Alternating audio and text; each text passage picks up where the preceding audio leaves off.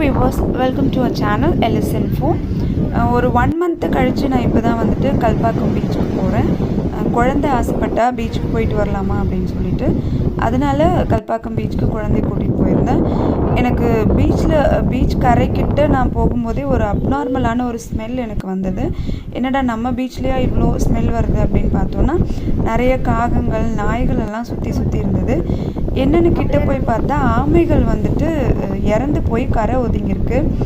அந்த இறந்து போன ஆமையோட ஃப்ளஷை சாப்பிட்றதுக்கு வந்து காகங்களும் நாய்களும் சண்டை போட்டு அந்த ஃப்ளஷை போய் சாப்பிட்டுட்ருக்கு. எதனால் இந்த ஆமைகள் இறந்து போகுது அப்படின்னு தெரியல.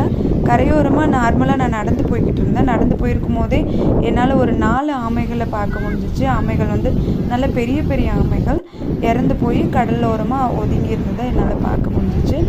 நான் அதுக்கப்புறம் கூகுள் சர்ச் பண்ணி அங்கேயே வந்துட்டு படிக்க ஆரம்பித்தேன். ஏன் வந்துட்டு ஆமைகள் இது மாதிரி இறந்து கரை ஒதுங்குது அப்படின்னு.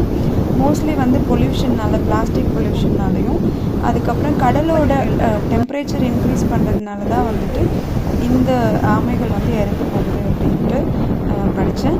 நிறைய பிளாஸ்டிக்ஸை வந்து நம்ம கடலில் போடுறோம். அது ஜெல்லி ஃபிஷ்ஷுன்னு நினச்சி என்ன பண்ணுது, இந்த கடல் ஆமைகள்லாம் அதை சாப்பிட்டுட்டு என்ன பண்ணுது, இறந்து போயிடுது. அது போய் சோக்காகி இறந்துடுது. ஸோ பொல்யூஷன் தான் மெயினான ரீசன். எதுவும் லோக்கல் பொல்யூஷன் நடந்திருக்கு. அதனால தான் வந்துட்டு கிட்டத்தட்ட நான் நிறைய நியூஸ் பேப்பரில் படிச்சுட்டே இருக்கேன். இது ஒரு பாஸ்ட் 2-3 வீக்ஸாகவே நம்ம தமிழ்நாட்டில் இந்த நியூஸ் வந்துட்டுருக்கு. ஆமைகள் வந்து இறந்து கரை ஒதுங்குது அப்படின்னு.